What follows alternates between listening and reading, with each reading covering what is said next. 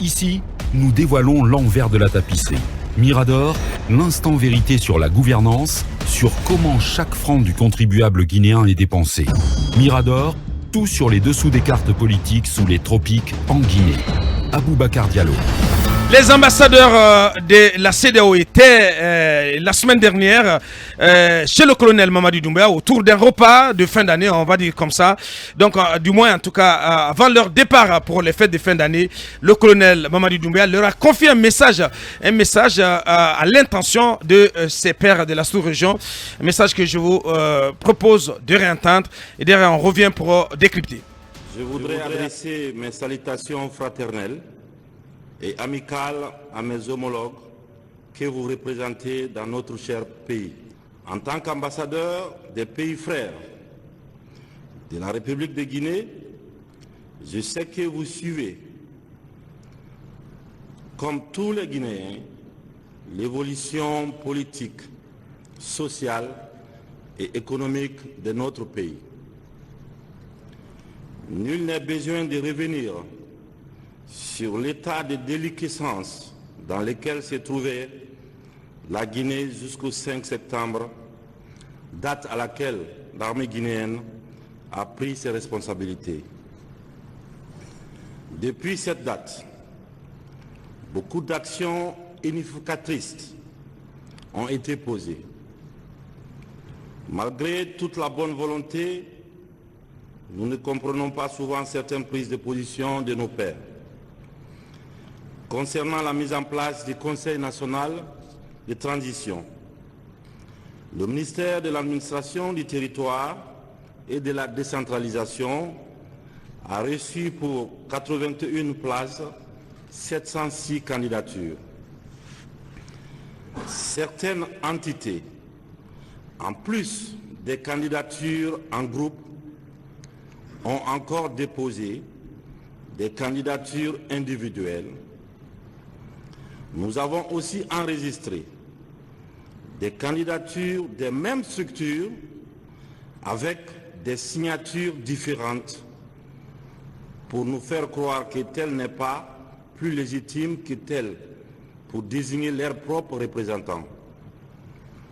Vous comprendrez donc toutes les difficultés à mener tout cela au pas de course.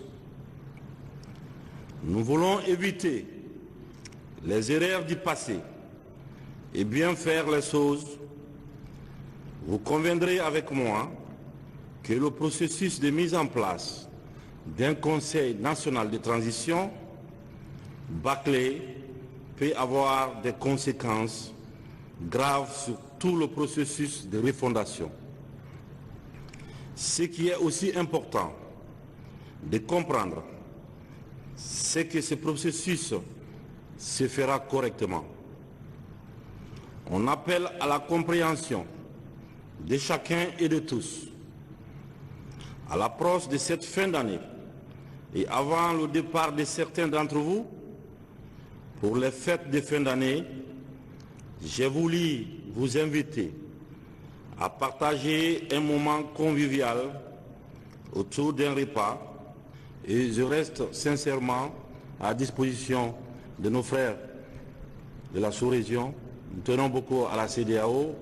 Je veux tout simplement que les Guinéens cette fois-ci se comprennent, qu'on s'écoute et qu'on arrive tous ensemble à trouver une solution pérenne pour nos enfants et pour nos petits-enfants. Président, le colonel Mamadi Doumbouya, donc, qui délivrait ce message en présence des ambassadeurs de la CEDEAO, donc en direction de ses pairs de la sous-région, dont il ne comprend pas certaines prises de position, notamment au sujet du difficile processus de mise en place du CNT, un processus qui se mènera correctement. Il l'a martelé, le colonel, parce que selon lui, cette fois-ci, voilà, nous voulons éviter les erreurs du passé, parce que cette fois-ci, les Guinéens tous ensemble doivent se comprendre pour réussir cette refondation Talibé Barry. Tout est lié à cette équation difficile de la mise en place du CNT. Est-ce que vous avez le sentiment que ce message il peut tomber dans des oreilles délicates auprès de la CEDEAO? Je dois dire que le colonel se pose en homme incompris de ses pairs de la CEDEAO. Mais, à bien y voir, à bien observer les choses, même un chat n'y retrouverait pas ses petits dans cette confusion liée à la mise en place du CNT, à la durée et au chronogramme de la transition. Ouais. Vous avez vu tous les va-et-vient du gouvernement lui-même, des autorités guinéennes elles-mêmes par rapport au CNT. Le Premier ministre transmet un message indiquant qu'avant la fin de l'année, avant le 31 décembre, le CNT va être mis en place. C'est un communiqué qui vient désavouer le Premier ministre. Un communiqué du CNRD. Lorsque les acteurs de l'exécutif guinéen eux-mêmes ne se comprennent pas, n'ont pas la même compréhension.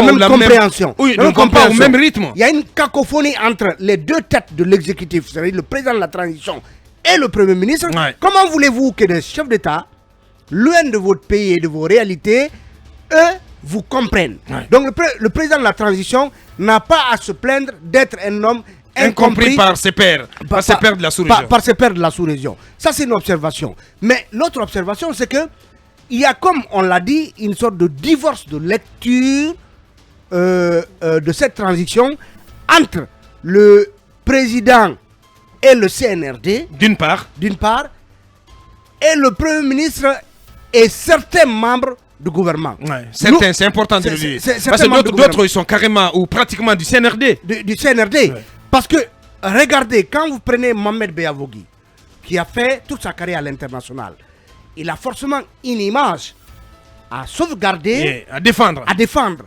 Parce que quand vous venez, vous quittez un organisme comme les Nations Unies pour être Premier ministre d'une transition, on sait qu'une transition doit reposer sur certains standards en termes de durée et en termes justement de lisibilité de contenu par rapport au contenu de la transition. Bien entendu. Ce n'est pas le cas. Donc, Mohamed Beavogui doit bien évidemment se sentir dans ses petits souliers, dans une situation confuse qui laisse penser qu'il y a ou une tentation de jouer les prolongations pendant cette transition pour faire plus de temps que reconnu de façon standard, mais ou plutôt un projet de confiscation du pouvoir, pourquoi pas par les militaires. Ouais. Alors, c'est ce contingent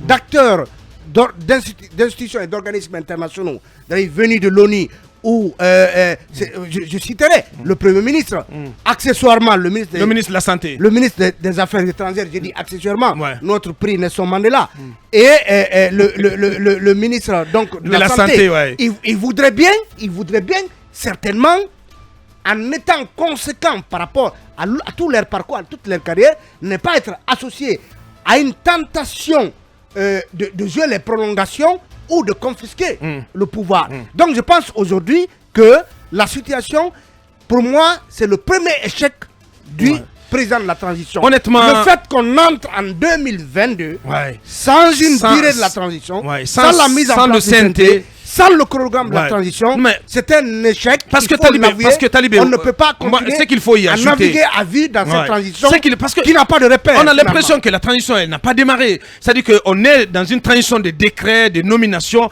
Aucun chantier n'est ouvert, Mohamed Kaba. Mais c'est-à-dire que moi, je ne peux pas comprendre qu'on nous dise qu'on refoule, qu'on rejette à la figure des chefs d'État de la sous-région notre propre incapacité à gérer 700, à décanter 706 dossiers de candidature pour mettre en place, pour invoquer les difficultés à mettre en place le CNT. C'est incompréhensible, Mohamed. C'est incompréhensible. Je crois que bientôt, quand même, nous allons... décantez-nous cette affaire. Non, bientôt nous allons... Débrouillez-nous cette affaire. Non, mais c'est déjà démêlez-nous les chevaux. C'est décanté. Si, il en a. Parce que pour moi, il n'y a pas de chevaux. Avocat, je vous dis, c'est une information que je donne, c'est décanté. Il y a 24 heures, j'ai eu une information qui est déjà décantée.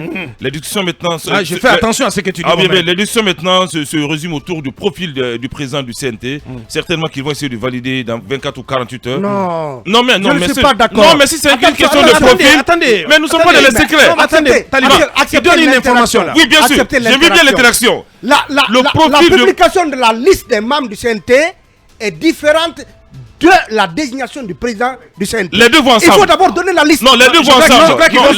Ils vont faire tout le même jour. Il faut faire le même jour, les deux vont ensemble. Non, les deux vont ensemble. C'est bien possible qu'on nomme sur une liste tous les membres et sur un décret et sur un autre décret qu'on nomme le bureau. Tout à fait. C'est bien possible. Donc le même soir. Le même soir, c'est ce qui est l'idéal. Et c'est ce qui se dessine. Si c'est le cas, c'est encore plus grave. Non, c'est pas grave. Non, attention. C'est pas grave, vous savez pourquoi? Attention, c'est encore plus grave. Si vous avez du mal à décanter une liste de 786 personnes... Elle est décantée, je vous dis. C'est ce que je dis. Donc une liste de 700 personnes. Et finalement, vous avez encore du mal à trouver un président du CNT. Ça, je ne comprends pas. Je reviens là-dessus. Je ne comprends pas. La décantation, elle est déjà faite. La décision se résume autour du profil du prochain président du CNT. Parce qu'il faut mettre quelqu'un là-bas. Et le vice-président qui fait à l'unanimité où il n'a pas assez de suppression.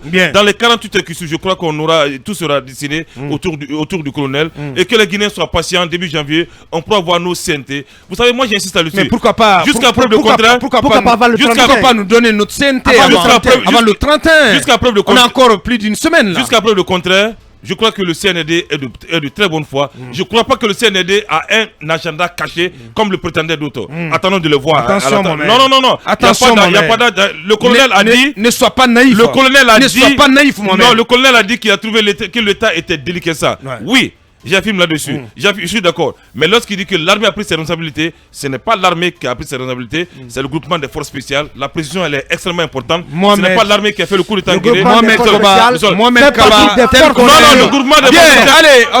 Allez, on va revenir, si vous permettez, chers chroniqueurs. On va revenir, parce que la radio, c'est aussi nos obligations commerciales. Et on va y aller. On revient pour continuer à évoquer ce message du président de la transition en direction de la CEDEAO. Et puis notre enquête qui va suivre. On revient dans un instant. Mohamed Kaba, on continue à évoquer ce discours, ce message du colonel à l'intention de ses pères de la sous-région. Oui, le colonel qui est en train de draguer ses pères de la sous-région. Mais ce qu'il faut juste retenir... qui demande leur compréhension. Pas les draguer, ils demandent leur compréhension, Mohamed. Oui, mais moi je me dis qu'il est en train de les draguer. Parce que des discours ont été tenus avant et ça a varié. On appelle aujourd'hui à l'indulgence de la CEDEAO, que d'aucuns appellent à tort ou à raison, le syndicat des chefs d'État. Mais lorsqu'un Premier ministre et le ministre des Affaires étrangères ont été désavoués publiquement, je crois que la question mérite d'être posée. Moi, je ne doute nullement du colonel, mais c'est l'entourage. C'est l'entourage, j'insiste là-dessus, la partie toxique. La partie toxique de l'entourage, j'insiste là-dessus, parce que même si le colonel est de très bonne foi, il viendra une transition à courte durée, on est capable de le dire à l'oreille, non, on peut laisser la Guinée, les autres ont fait 10 ans, pourquoi pas nous? Donc il faudra que le colonel évite ce genre de pièges. Non, je parle de la partie toxique de l'entourage. Il parle de la partie toxique de l'entourage. Oui, mais acceptez que je lui porte la contradiction. Non, pas une contradiction. La bonne foi, attention, la bonne foi du colonel, est-ce que c'est en termes de soucis et de préoccupation à redresser le pays, ou cette bonne foi, c'est par rapport à son empressement d'organiser des élections et de partir rapidement? Au colonel de nous donner la réponse. Il faut se la poser. Il peut bien vouloir redresser le pays, mais est-ce qu'il a à cœur de rendre le pouvoir, comme la CEDEAO le demande, dans 6 mois, dans 1 an ou au maximum dans 2 ans? Pour le moment, on ne peut jurer de rien. Ce qui reste clair, il a à cœur de rendre le pouvoir aux civils. Ça, c'est comme de tout. Il a dit à plusieurs occasions qu'ils n'ont pas l'intention de garder le pouvoir. Le délai maintenant reste sur l'épineuse question que le colonel doit répondre. Mais n'acceptons pas, s'il vous plaît, de dévoyer encore une fois cette transition. Moi, je veux juste entendre les acteurs politiques se prononcer là-dessus.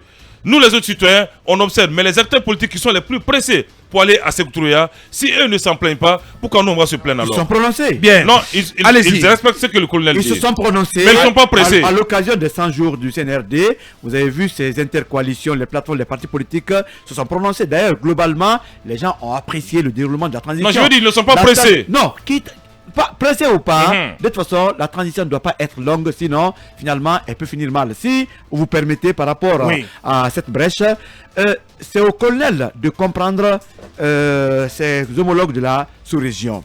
On l'a compris. Pas l'inverse. Oui, pas l'inverse.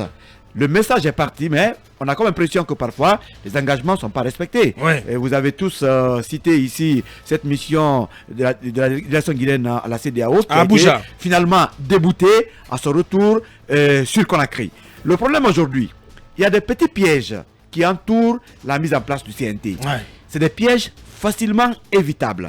Moi, la place de Mori Condé aujourd'hui, en 24 heures ou 48 heures, mais je peux composer le CNT. C'est simple. C'est pire, c'est quoi? Il y a eu un accord entre les partis politiques. Cet accord, le partage a été pratiquement fait. Mais entre-temps, il y a d'autres partis pagailleurs qui sont venus déposer. Non, si. Comment ça, pagailleurs? Non, moi, j'ai dit pagailleurs parce que ces mêmes partis qui sont allés déposer d'autres listes ont eu les mêmes démarches dans le temps pour souvent mélanger. Vous voulez parler de la Corée là en Guinée? La Corée de Maroussia là? Vous attaquez à la Corée de la Corée. Non, vous attaquez à la Corée. À la CPR. À la CPR du il y a beaucoup de partis dans ce pays. Non, pas la CPR seulement. Jusqu'à présent, Dr Faya a au moins son représentant au niveau du grand partage. Ah bon? Oui. Il y a eu quand même cela. Et même si ce n'est pas meublé, ces places-là sont restées pratiquement. Donc, moi, je voudrais que le CNRD prenne quand même cet accord issu des partis politiques en termes de représentation pour prendre ceux-là qui sont quand même sur cette liste. Sauf que c'est pas seulement les partis politiques qui sont concernés. Non, c'est pas terminé. Il y a plusieurs autres entités. Et à tous les niveaux, c'est des divisions. Non, c'est pas terminé. La deuxième pagaille vient des coordinations régionales. Ces coordinations ont eu à choisir peut-être unanimement leurs représentants. Mais des coordinations fantômes fabriquées dans le passé par l'ancien régime sont revenus pagailler. Non, c'est mon attention, c'est tout de parole. Mais il faut apporter la contradiction que les coordinations régionales, à l'unanimité, ont désigné leurs représentants. C'est fait. Il n'y a eu aucun problème. Non, si, c'est fait. Oui, c'est fait. Entre-temps, des coordinations fabriquées, notamment en Basse-Guinée de Souna Yassane, sont venus et autres sont venus déposer leur liste. Mais Souna Yassane aussi est le représentant de la Basse-Côte. Le seul continue de la Basse-Côte, c'est Rouye. Non, c'est Yassane, c'est connu de tous. Non, Souna Yassane est dans une location à Kalom. Il a été fabriqué pour aller contre Alaï Serouna. C'est une fabrication de l'ancien régime. De l'ancien régime. Ouais, bien sûr. Donc, s'il y a une liste de Souna Yassane, c'est simple, retirer cette liste, c'est de la pagaille. Ouais, c'est de la pagaille. Aussi, au niveau syndicaliste, il faut siffler la fin de la récréation. On connaît les véritables organisations syndicales dans ce pays, les plus sérieuses. On prend leurs représentants, même la société civile. Ouais. Moi, je ne vais pas prendre aujourd'hui une liste de Konasok, de ma cause, qui étaient là comme des porteurs de voix pour un troisième mandat et laisser par exemple PQD et autres plateformes sérieuses. Non, le KNOSK, je n'en veux pas au KNOSK. Le KNOSK a joué un rôle. Je ne veux pas dire que le KNOSK a soutenu un troisième mandat. D'autres le disent. Dans ça, avec des positions. Dans chaque position, il argumentait. Mais KONASOK, ma cause, publiquement, ont soutenu un projet. Ma cause était au départ même. Mais bien sûr. Au départ de ce projet. Mais bien sûr. Avec Chérif et l'autre, Lansana, quelque chose comme ça, je ne comprends pas. Donc, toutes les structures qui ont Lansana, quelque chose comme ça. Il suffit aujourd'hui de les écarter de la procédure et c'est fait. Pas d'exclusion. Pas d'exclusion en Guinée. Il faut qu'on avance là. Il faut qu'on avance là parce que là, on a beaucoup de choses qui nous restent à dire. Tous les manamanamots doivent être écartés de la transition. Et là, je suis d'accord. Donc, monsieur le colonel, si vous ne pouvez pas, appelez-moi, je vais vous aider à choisir les membres du CNT. Bien, il faut recourir à l'expertise. Mais il y a aussi la présidence, hein. Il y a des candidats sérieux. Oui, aujourd'hui, il y a 8 personnes ressources qui doivent être nommées par le CNRD. Oui, par la présidence. Mais Abdraman Sano aujourd'hui n'est pas écarté pour le CNT, le président. Et Mamadi Kaba, l'ancien de l'IDH, c'est une personne ressource. Aujourd'hui président de la LIDA. Bien sûr, il y a Elhaj Mamadou Saliou Diallo de l'ONSG qui n'est pas quand même à minimiser. Bon, je dirais, si à la place du colonel, je pourrais même appeler Gassama Diaby. Vous savez qu'il est non. C'est mon choix. C'est un choix qui va diviser. Comment ça? Bien. Allez-y, mais c'est un choix qui va plaire à beaucoup de Guinéens. Allez-y, Kumba. En administration publique, on ne change pas les habitudes qui peuvent vous profiter. La confusion, ça profite à celui qui est au pouvoir, même si on est conscient quand même que quand il y a assez de marmitons, cela gâte la sauce aussi. C'est-à-dire quand on n'a pas le centre de la décision, il n'est pas identifiable, ça peut créer des problèmes à celui qui croit être le plus apte à toujours gagner. Mais notez que c'est par ces astuces par lesquelles vous gagnez toujours là, c'est par là qu'on va vous vaincre. À sa place, à la place du colonel Mamadi Doumbouya, j'aurais évité ce discours pour 2 raisons. Premièrement, ce discours confirme la confusion à la tête de l'État.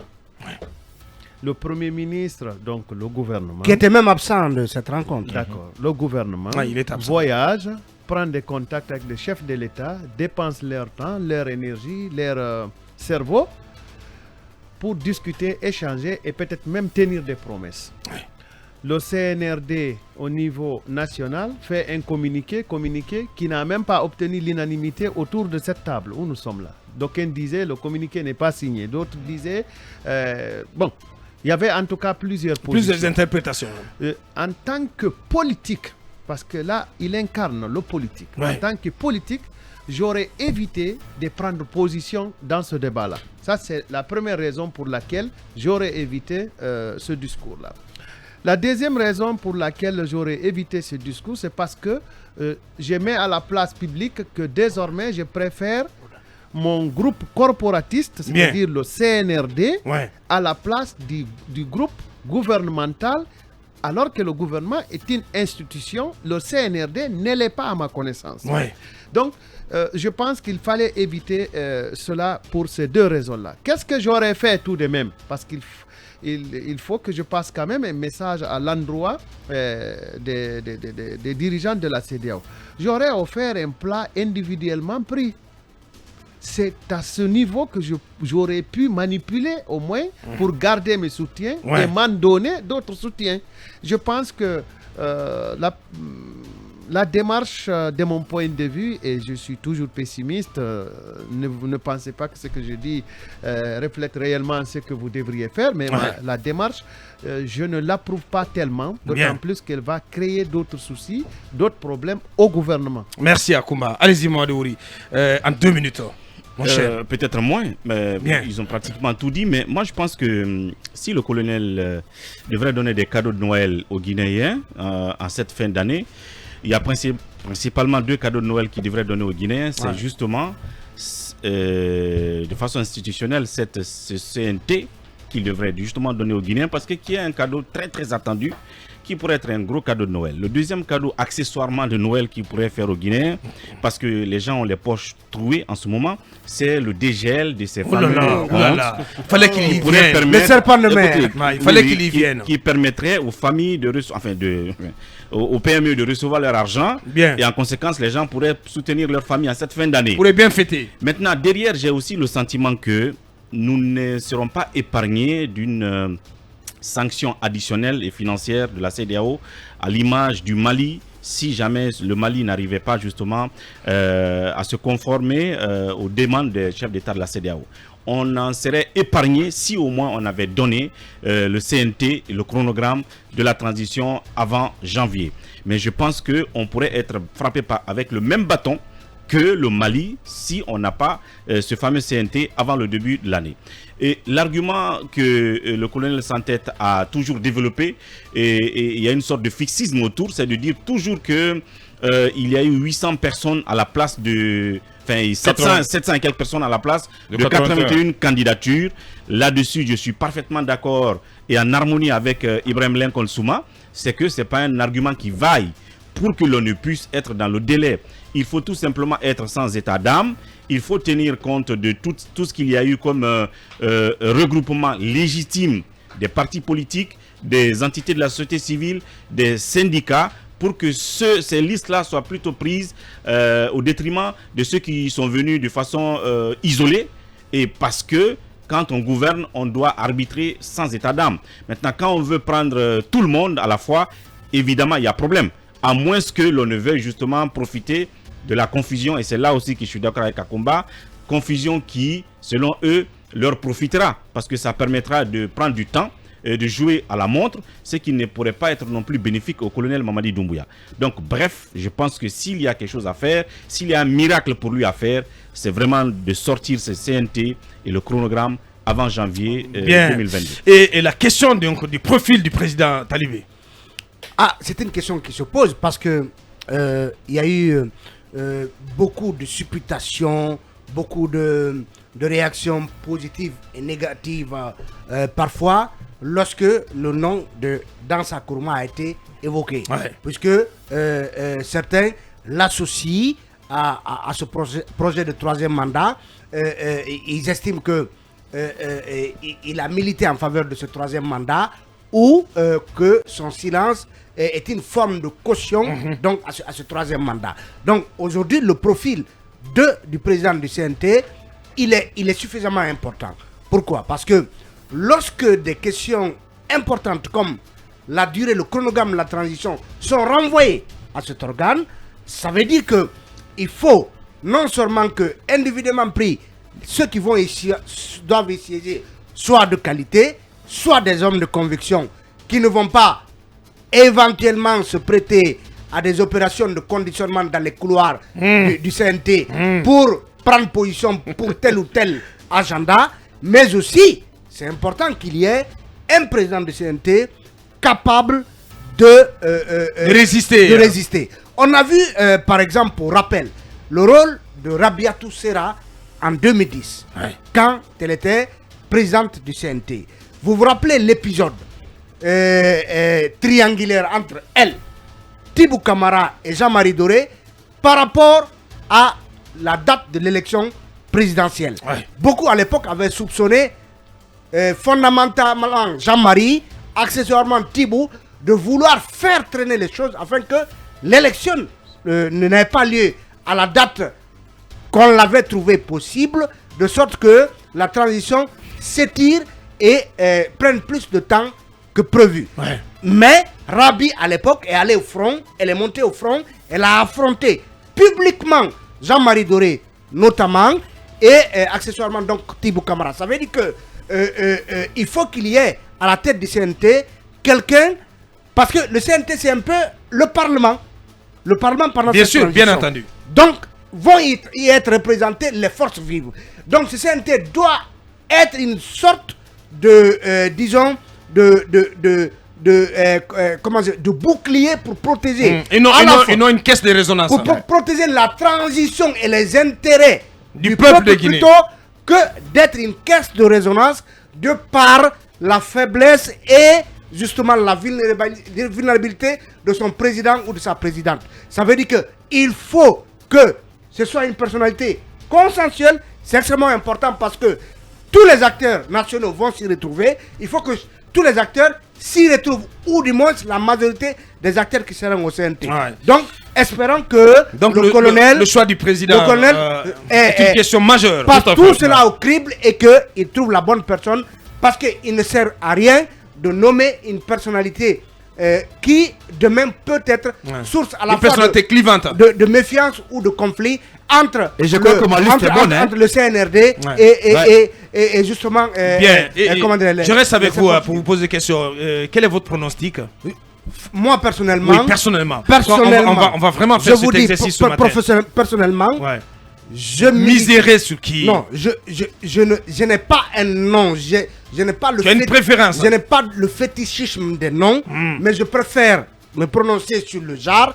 Moi, je serais favorable à ce que ce soit une femme qui soit présidente du CNT pour équilibrer au moins les institutions. Parce que quand vous prenez les institutions pendant cette transition, il n'y a pas de femmes. Moi, je militerai en cette faveur. Non, et qui parmi la gente féminine? Non, on a... Non, mais un nom quand même, Talibé. Non, je vous dis qu'on a des femmes de valeur dans ce pays. Bien. Je vais vous donner des noms. Oui, donnez-moi 3 noms au moins. Non, je vous dis, vous prenez Makale Traoré. Ouais, docteur Makale Traoré. Vous prenez Hadjassaran Daraba.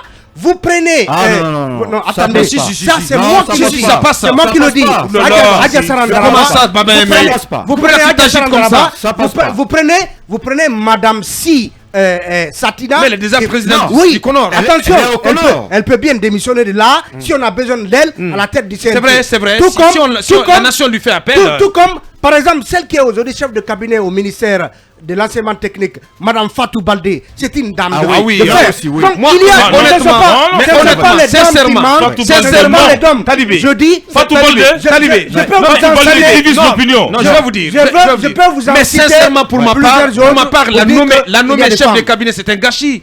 C'est un gâchis, mais elle a du potentiel, cette dame. On a besoin d'elle ailleurs, mais pas à des fonctions comme ça. Non, c'est ce qu'elle mérite. Ça n'a pas de sens. Non, s'il te plaît, mon ami. Non, c'est ce qu'elle mérite.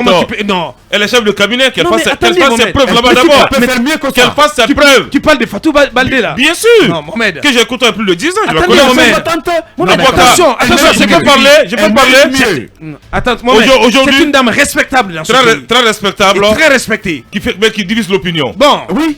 Et même Dieu ne fait pas l'unanimité. Non, mais il faut envoyer son décret. C'est ce que je vais vous dire. Bien. Il faut quelqu'un qui sait nager pour la présence du CNT. C'est extraordinaire. Non, il faut quelqu'un qui sait nager. Nager comment? Mais pas un prestidigitateur. Non, un prestidigitateur nager. Il faut un prestidigitateur. Non, il faut quelqu'un qui sait nager. Un ouïma. Il faut un rassembleur.